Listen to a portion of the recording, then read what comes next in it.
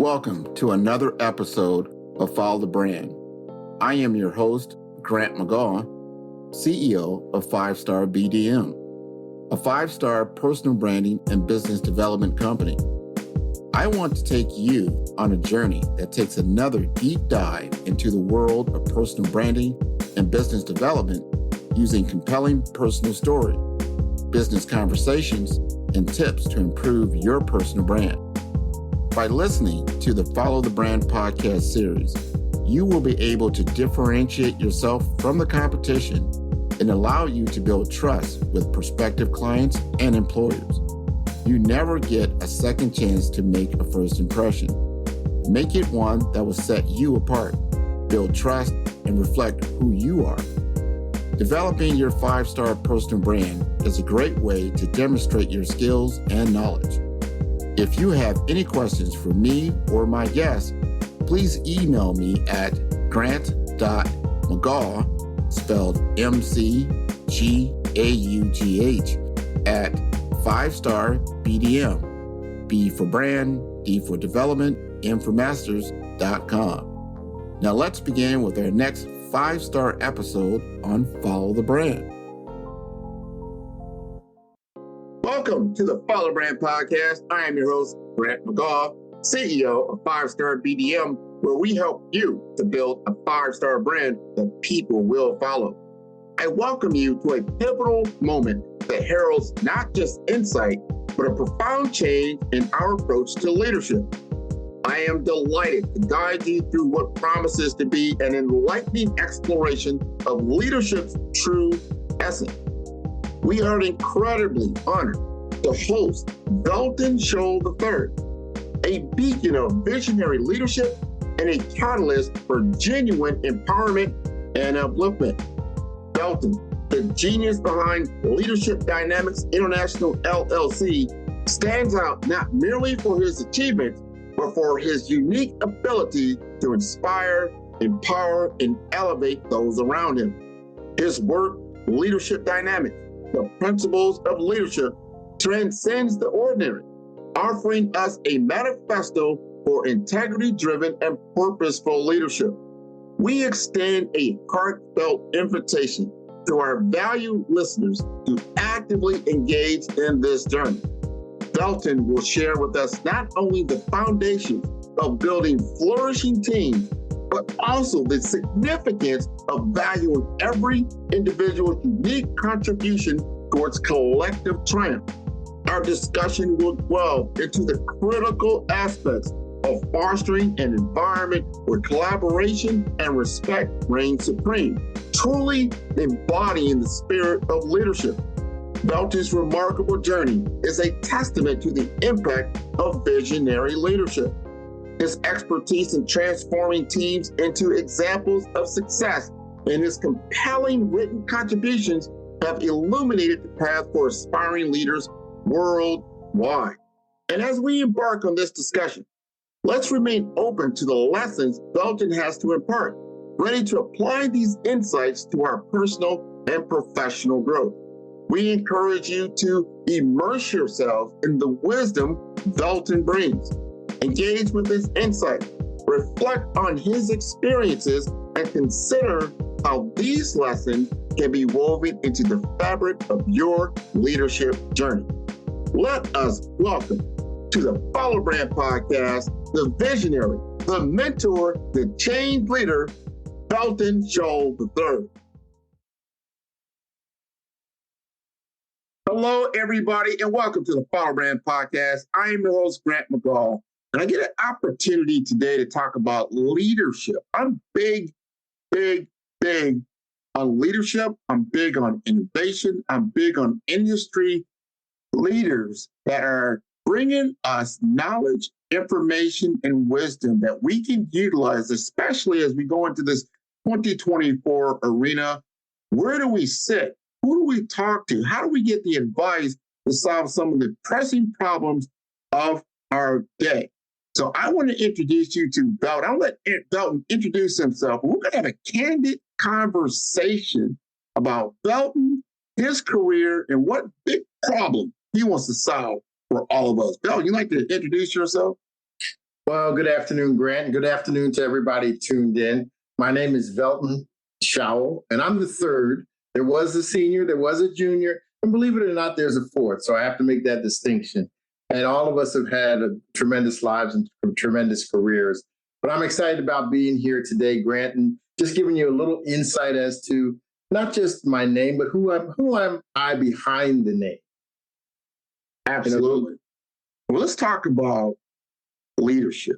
You're known for leadership. You have a brand identity that has been established for a few decades now. You're an author, you've written books, you've talked about leadership, you have a style, a strategy, a philosophy.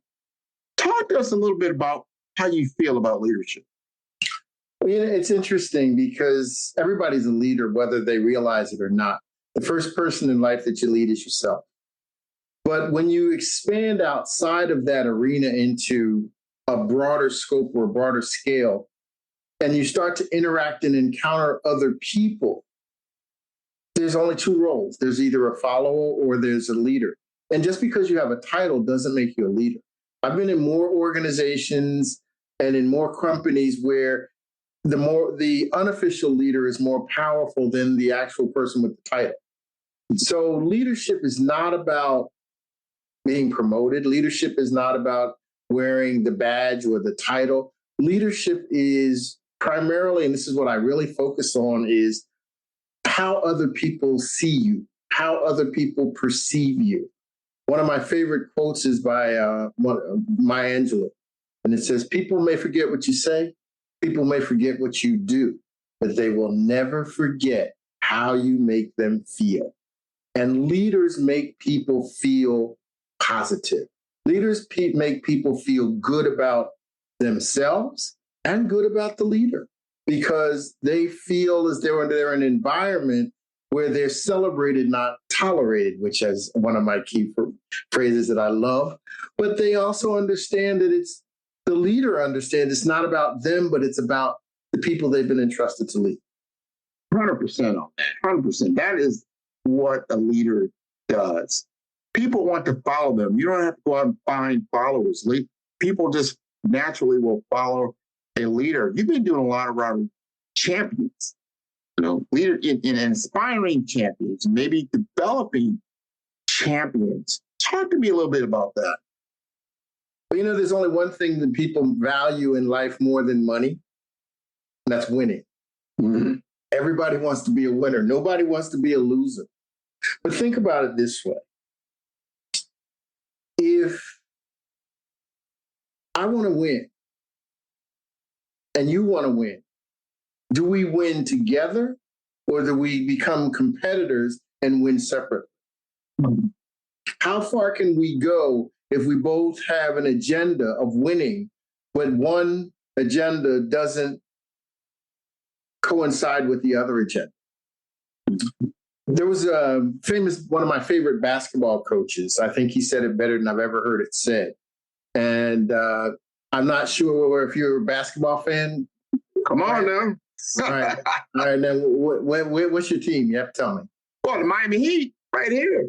Okay. All right. Well, don't get offended at what I'm going to say. I will never be offended. But this coach coached multiple NBA championship teams in two different cities. Mm-hmm. And the first team that he coached, he said to them, good teams become great when the players learn to trust each other enough to replace me with we. Wow. Yeah. So think about that for a minute. As a leader, and you have a group of individuals that are there to accomplish a goal. The goal is winning a championship. They all have their own personal agendas. They all have their own salaries. They already all have their own ideas of what it means to be successful. How do you create an environment where we is more important than me? That's how you win championships. That's how you create dynasties. Mm. That's how you perpetuate excellence. And that's what I really focus on when I talk to organizations, corporations about leadership and what it means. For many years, I was sent to these workshops, and you've probably been to some of them too. And they said, what's your leadership style? Yeah. What's your leadership style? We're going to give you a test to determine what your leadership style is. And as I sat there and I watched, and I started to ask myself the question, is my leadership style that important? Is the leadership style that they're trying to identify or tell me that I am appropriate for every situation? And I came up with the understanding and ideology that leaders have to be chameleons. Mm-hmm. You have to be able to change your leadership style based on the circumstances that you've been thrust into. Now, you may have a dominant style, but your dominant style may not be conducive to the circumstances at hand. So, more important than your leadership style, and check this out, is the learning style of the people you've been entrusted to lead. How do they process information? When you're talking to them, are you reaching them? When you're attempting to lead them, are they following you? Or are they looking at you like they looked at Charlie Brown's teacher on the old Peanuts comic? Yeah, exactly. So the question becomes, do you take the time to understand who they are and what they're about? It's not about me, it's about we. Yeah. Yeah. Man, I'm listening to you, Velton. This is important because, I do a lot of branding, do some marketing. I've been in business development for a number of years, and you have to communicate. You have to have a communication strategy. What do you have? There's so many different media now in order to communicate, where before maybe there was 1, 2, 3, like the channels of the TV station back in the 60s and 70s. You only had 3. Now it's on cable, right? Some steroids. There's so many different. So how do you gain attention so people are actually paying attention? And you verify that this is what I said, but is that what you heard? And I need to understand what you heard or how you interpreted what you thought I said. Because of the attention span and other things, 100% of what you said might have been 50% misinterpreted. What are you doing around communication strategies? Well, communication, it's interesting. I was in sales and marketing for 27 years. And it's one of the biggest things that people always said is the best salespeople are the best talkers. They can tell you what it is they want to tell you. And many times salespeople, they tell you what they want to tell you. They tell you, then they tell you what they're selling you. Yeah. In this day and age, you've got 2 to 3 seconds to get somebody's attention. And more times than not, it's not about you trying to sell them anything. Mm-hmm. The most powerful thing is to ask the right question. People move based on 2 things. The first thing that makes people move is pain. Okay?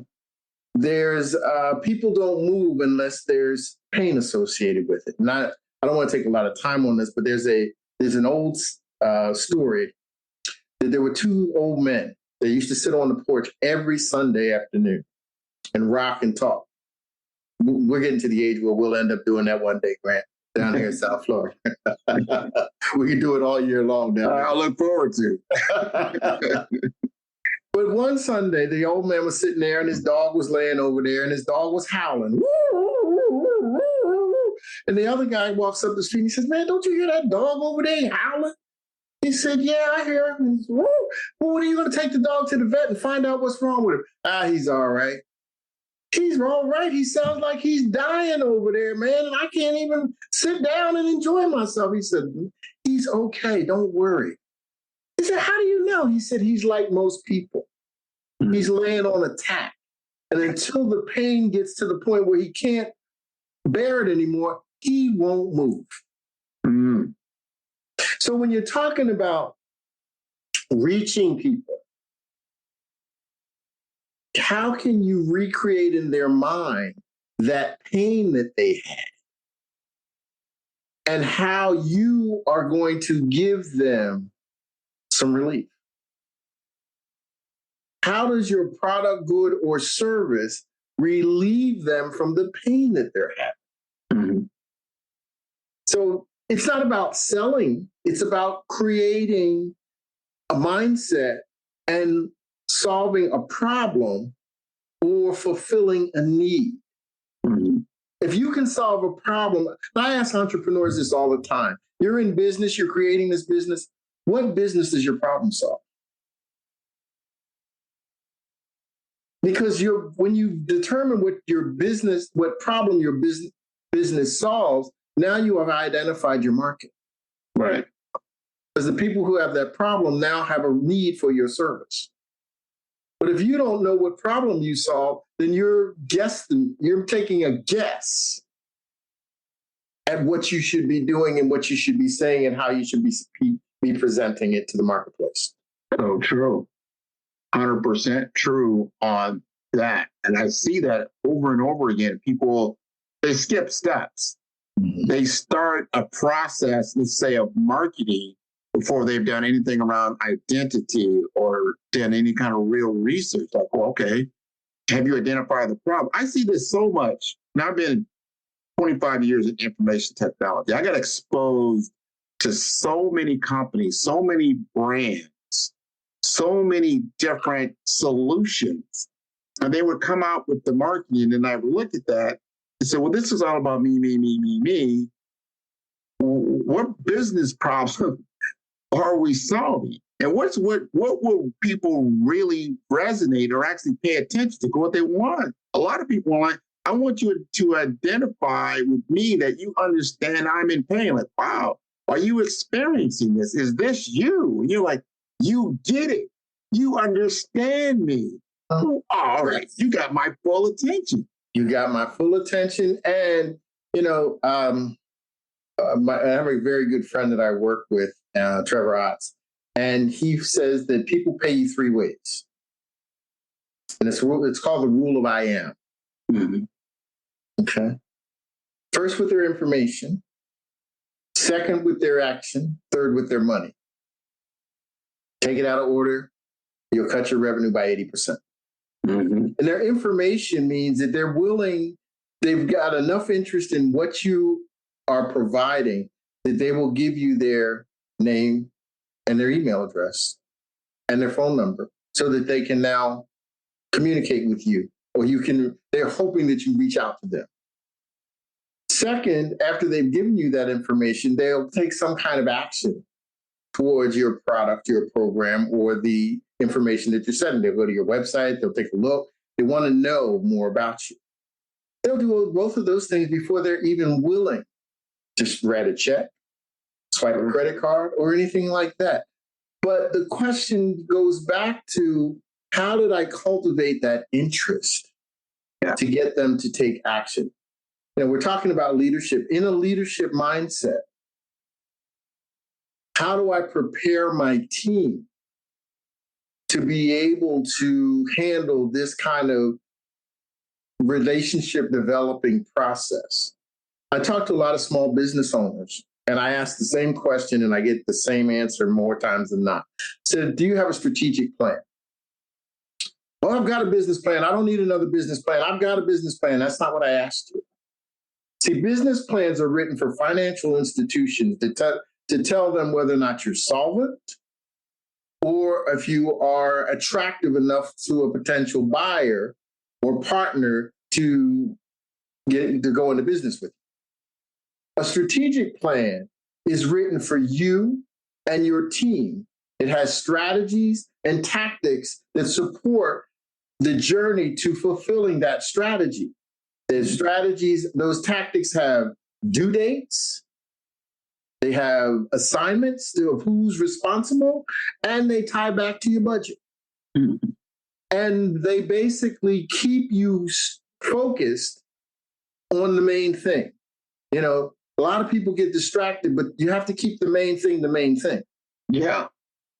And a lot of times, if you don't have some kind of documentation and you've got a dynamic organization, something gets lost in the sauce. For sure. And so now you're sitting there going, I think I remember I kind of thought, talk to Grant, maybe he remembers, because I don't remember that conversation. And all of a sudden you're picking at straws instead of really accomplishing the things that you need to accomplish to move the needle. Ready to elevate your brand with 5-star impact? Welcome to the Funnel Brand Podcast, your gateway to exceptional personal growth and innovative business strategies. Join me as I unveil the insider strategies of industry pioneers and branding experts. Discover how to supercharge your business development, harness the power of AI for growth, and sculpt a personal brand that stands out in the crowd. Transform ambition into achievement. Explore more at 5starbdm.com for a wealth of resources. Ignite your journey with our Brave Brand Blueprint and begin crafting your standout 5-star future today. I think all these things we're talking about leads to now what we need to talk about is that you've got to be able to measure. You've got to be able to get the pulse of your business or your strategy or your leadership to know kind of where you're possibly missing the mark. Because if you don't, and this is an honest assessment, an honest measurement of where you're at, whether how you're utilizing that, maybe utilizing tools, maybe utilizing surveys, you're getting some feedback, but you've got to do that. Talk to me how you help your clients and more potential clients understand the importance of metrics. Well, when I sit down with a client, no matter how large or small they are, the first thing I do is I go in and I basically do an assessment. You know, one of the things that I learned in my career in corporate America, I worked for a company where they moved us around the country quite a bit. Every 2 years, they moved us pretty much to a different location. If you stayed at a location more than 3 to 5 years, then you were either not willing to move anymore, or they called you a lifer.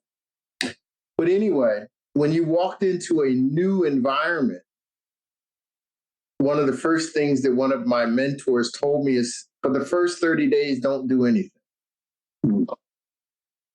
Just sit back and watch. And tell people, keep doing what you've always done. You know, there's a saying, if you do what you always did, you get what you always got. Okay? And the only question is, are you happy with what you're getting? If you're not, you better make a change. So after the 30 days of assessing, then you start to say, okay, these are the things, you've got a list of things that need to be tweaked, kicked, or thrown out. You know, there's a saying, first you tweak it, then you kick it. Okay. So after the 30 days, now you've got a little bit of an idea of what's very good, what's fair, and what's not working. And once you've made that assessment, the best thing for you to do is to sit down with the team, use the sandwich method, and say, here's what we do well. Here's what I think we need to improve on. And these are the things that I think we need to change. What I'd like is your input, feedback, and assistance on making those adjustments or changes. Once you get their buy-in, now it's no longer, man, I can't believe this guy or this lady. Here she comes, brand new in here. She's just going to throw us under the bus and tell us we got to do it her way or his way or her way. No, that's not what we're going to do. What we're going to do, we're going to decide our fate together. Right? We're going to look at our road and our journey together. And once we've determined that, then everybody's on the same page. I'm going to tell you a little story, if I can, for a minute. And this was for me. When I came to South Florida, my last hotel was a golf resort. And I had 8 salespeople on staff. And for the first week when I got there, I took every one of the salespeople on a ride in a golf cart. And I asked them 3 questions. Where are you in your career? Where do you want to go? And how can I help you get there? Fair. And I rode for an hour and I listened to what they had to say. Okay. Mm-hmm. Very simple. Doesn't sound like much. I didn't think much of it. Fast forward. I left there when the market crashed and started my own business. Just before the pandemic, I had to do a photo shoot. Okay. I told you I was in the hotel business. Yeah.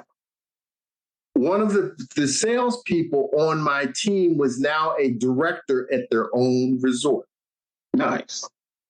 And his name was Felix. I won't tell you his last name. I never called him Felix. I always called him Flex. He was a young guy, very, very young. So I called him up. I said, Flex, hey, man, I need a favor. He said, what do you need, Bill?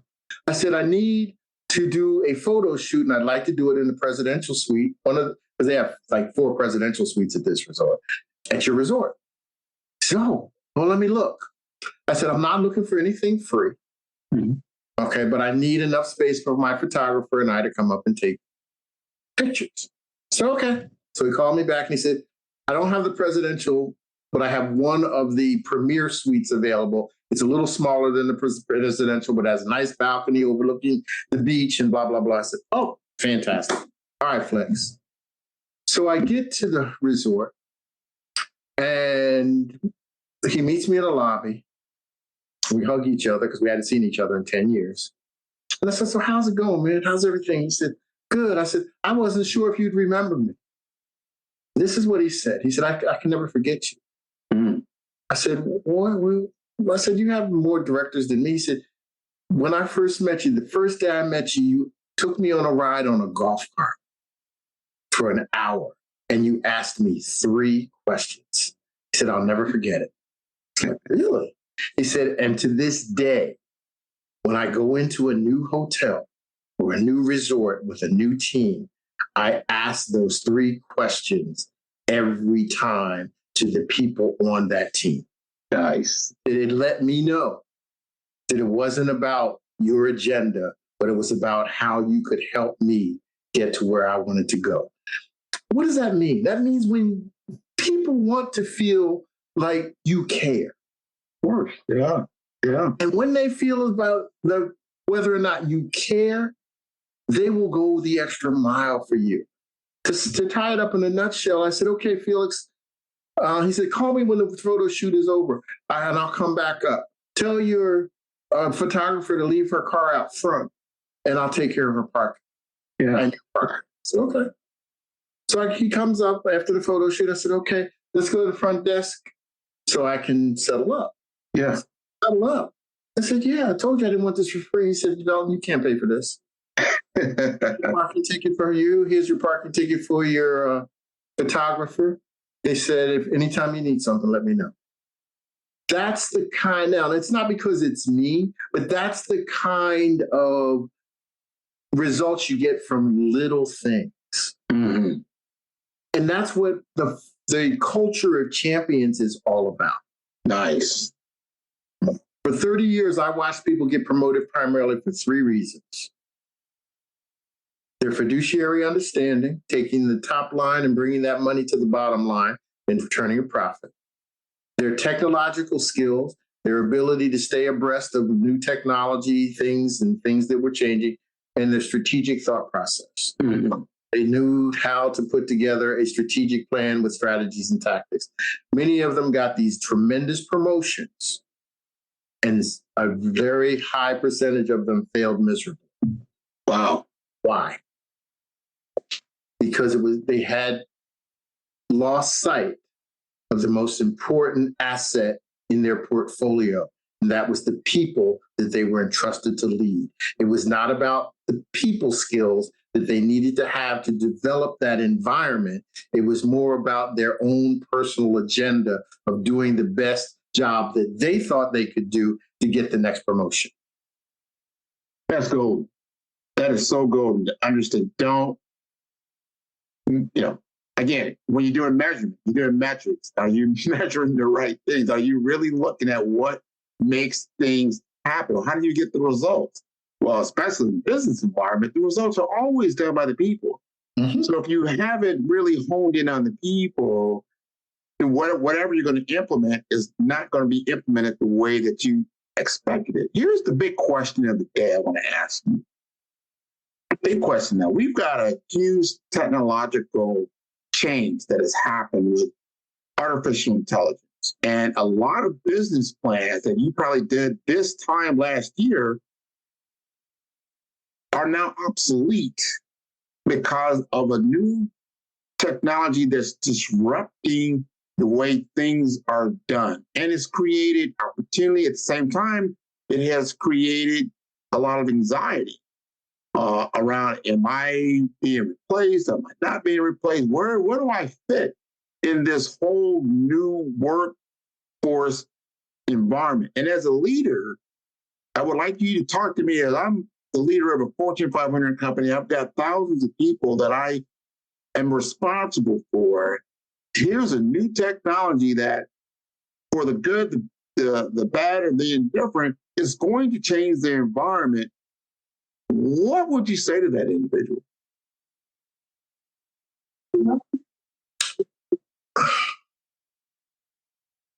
Probably two things.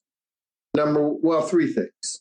Number one, the people who learn to master the new technology are going to be the people that will always have job security. What do I mean by that? What you're talking about with AI, and I think that's primarily what you're talking about, is that AI can think for you. But for AI to work at its optimal level, you've got to teach it. Right. You've got to train it. You've got to give it information. So if you are afraid of it and you run from it and you fear it, then it now is training you. Okay? So if you don't fear it and you gravitate to it and you take it by the horns and you learn how to master it, now you become invaluable because everybody doesn't do what you did, what you're doing. Mm-hmm. It's just like being a doctor. If it was easy to be a doctor, everybody'd be one. You have to go through some training. You got to go through some pain. You got to go through some change. You got to do some different stuff to be able to get there. But the question that I ask everybody, and if I was the CEO of that company, is, are you willing to do what needs to be done to get where you want to go? Okay. Yeah. Everybody's replaceable in their current state.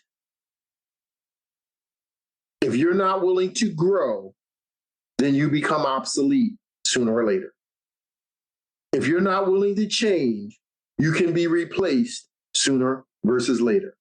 So the question is, what are you willing to do? How are you willing to take the bull by the horns? Are you willing to do what other people won't so tomorrow you can have what other people can't? It's up to us. It's up to you as an individual. And this is a conversation that you can have with every CEO. Yeah. You can have this same conversation with the lowest person on the totem pole. What are you willing to do to better yourself? Because if you don't, prime example, Martin Luther King says, if you're going to be a sweet sweeper, be the best sweeper that ever lived. But sooner or later, technology did away with sweep sweeper jobs. So now, if you were the street sweeper, it was in your best interest to learn how to run the technology that replaced the street sweeper. Correct. Okay. So it's the same adage in anything, AI is your new VA. I know there's some VAs that just turned off your cereal, but I'm sorry. Oh, yeah. That's real. That's real. And that's what it's all about. We're speakers, trainers, and coaches. There was a time where we get on a stage for an hour. Nobody's going to sit there for an hour conversation anymore. You may get 20 minutes. Correct. So how do you make the adjustment to fit the new criteria? The new paradigm. Yeah. You know, I encourage people to read, and that's one of the things that a lot of people don't do. Stay abreast of what's going on. Stay on the forefront of the changes that are happening. And you don't always have to read a book. Turn your car into a library. There's software called Audible. I love it. That's right. Okay. You can turn your car into a library instead of listening to this music that's getting you nowhere sometimes. Don't get me wrong, I'm a jazz lover and I love to relax. But the bottom line is at some point, I've got to make a choice. I've got to make a choice as to how I exercise the most powerful muscle in my body, my brain. We are going to conclude here. This has been wonderful, Velton. And before we do that, I want the audience to understand your business and understand what they can gain by working with you to make sure that they truly understand the value that you're bringing to them in today's world.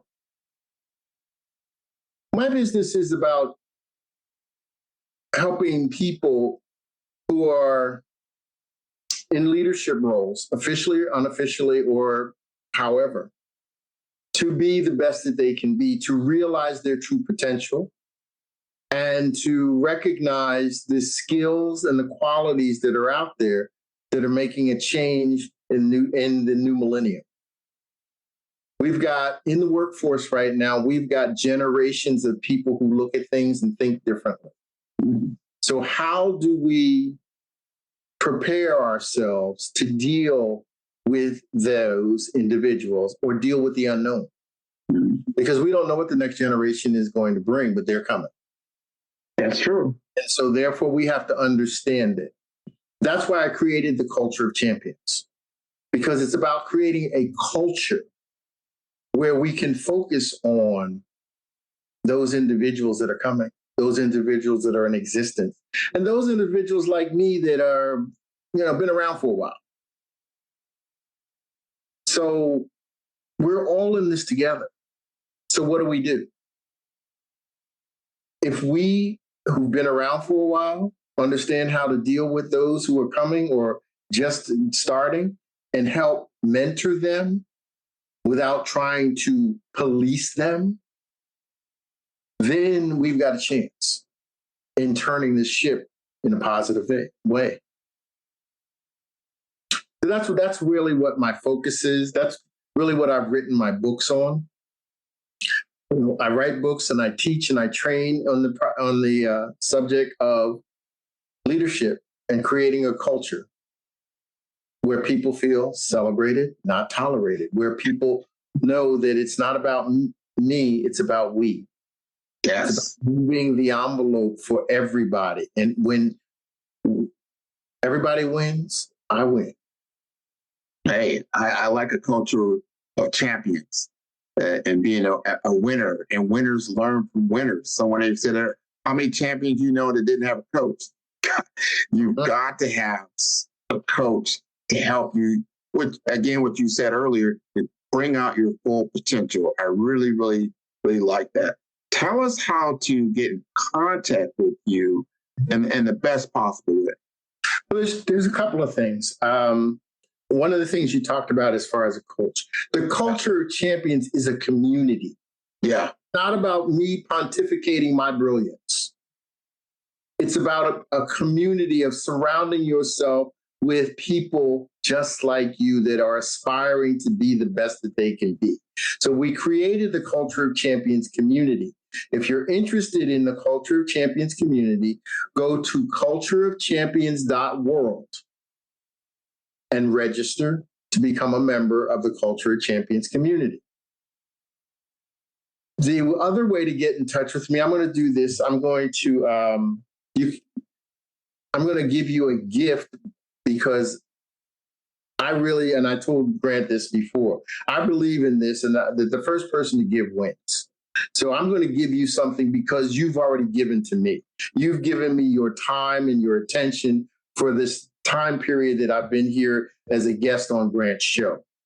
So if you text the word Culture of Champions to 954-787-1619, 954-787-1619, text the word Culture of Champions, your full name, and your email address.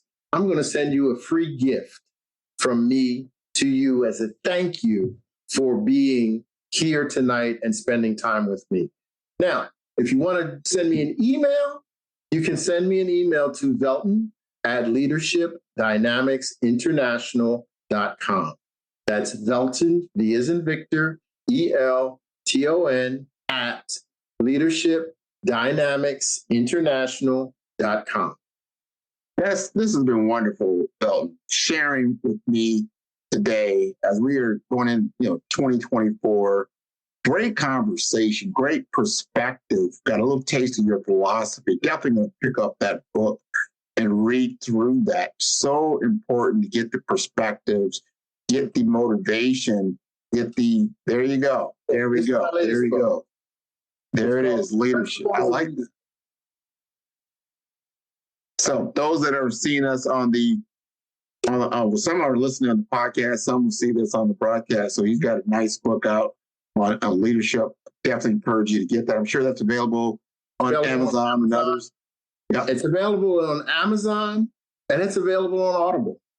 Nice. Oh, wow. Look at that. All right. So you can listen to it on your way to wherever you're going. Great opportunity there. I encourage your entire audience to tune into all the episodes of Follow Brand, where we have a library of professionals like Velton talking about the subjects that you can get involved in and understand perspectives about personal branding, business development, career development, financial empowerment, technology innovation, and branding.